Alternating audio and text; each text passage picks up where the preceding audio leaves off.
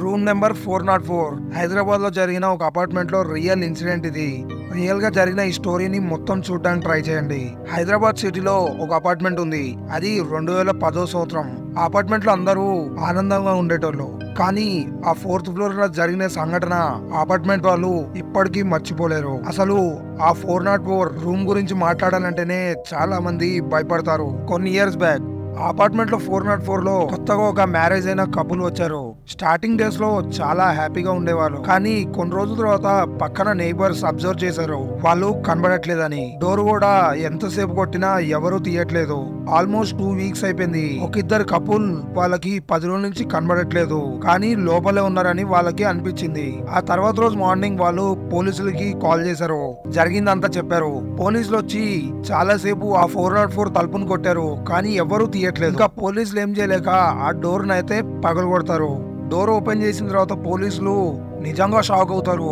Door open చేయగానే చాలా పొగ అయితే వస్తుంది. ఈ పొగ ఎక్కడి నుంచి వస్తుందని వాళ్ళు లోపలికి వెళ్ళి చూస్తారు.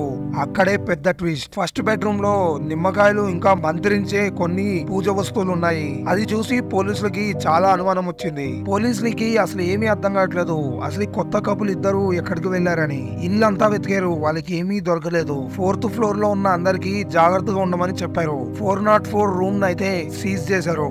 కరెక్ట్ గా 1 ఇయర్ తర్వాత ఆ కపుల్ ఇంకా దొరకలేదు. దాని తర్వాత ఆ కేసుని వాళ్ళు క్లోజ్ చేశారు. ఒక రోజు రాత్రి 12 o'clock కి 404 నుంచి ఏదో శబ్దం వస్తుందని పక్కనున్న 401 వాళ్ళు వచ్చారు. ఆ డోర్ దగ్గరికి వెళ్ళి చూస్తే వింత వింత శబ్దాలు వస్తున్నాయి. ఇంకెవరో తాంత్రిక పూజలు చేస్తున్నట్టు వాళ్ళకి మంత్రాలు శబ్దాలు వినబడుతున్నాయి. అది చూసాలు చాలా భయపడ్డారు. ఆ నెక్స్ట్ డే రోజు కూడా ఎవరో అమ్మాయి అడుస్తున్నట్టు వాళ్ళకి శబ్దాలు వచ్చాయి. అలాగే ప్రతిరోజు ఏదో ఒకటి వాళ్ళకి ఇబ్బంది పెట్టేది. ఆ తర్వాత అపార్ట్మెంట్ వాళ్ళందరూ ఒక డెసిషన్ కి వచ్చారు. 4th ఫ్లోర్ లో ఉన్న అందరూ ఖాళీ చేయమని చెప్పారు. సో 4th ఫ్లోర్ లో ఉన్న వాళ్ళందరూ ఖాళీ చేసి అక్కడి నుంచి వెళ్ళిపోయారు. ఆ తర్వాత ఆ 4th ఫ్లోర్ అంతా సీజ్ చేశారు.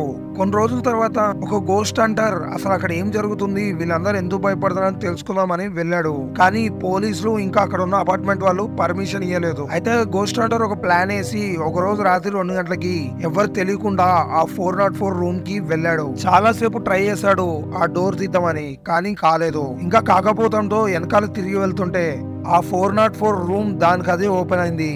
అతను చాలా ఇంట్రెస్టింగ్ గా ఫీల్ అయ్యాడు. ఎందుకంటే అతను గోస్ట్ ఇన్వెస్టిగేషన్ ఆఫీసర్ కాబట్టి. అతను ఆ రూమ్ లోకి వెళ్ళేటప్పుడు బయట ఒక గోస్ట్ డిటెక్టర్ అండ్ యాంటీనా అయితే అతను అతికిచ్చి వెళ్ళాడు, స్నేహితులు వస్తారని. బెడ్రూమ్ నుంచి ఏదో శబ్దం వినబడుతుంది. అప్పుడు ఆ గోస్ట్ ఇన్వెస్టిగేషన్ బెడ్రూమ్ దగ్గరికి వెళ్ళాడు. అక్కడ అతను ఏం చూసాడో తెలిస్తే మీరు నిజంగా షాక్ అవుతారు. అక్కడ ఒక అమ్మాయి కూర్చుని శుద్ర పూజలు చేస్తుంది.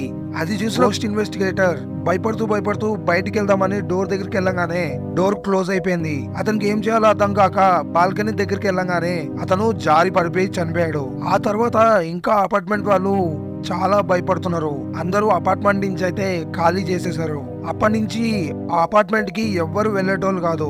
ఇంకా అపార్ట్మెంట్ పేరు 404 అపార్ట్మెంట్ అని పేరు మార్చేశారు. ఇప్పటికీ అపార్ట్మెంట్ దగ్గరికి వెళ్ళాలంటే చాలా మంది భయపడతారు. ఆ తర్వాత కూడా అపార్ట్మెంట్ పైనుంచి ఎవరో అమ్మాయి తిరుగుతున్నట్టు, విండోస్ నుంచి బ్లడ్ రావడం ఇలాంటివి చాలా జరిగాయి.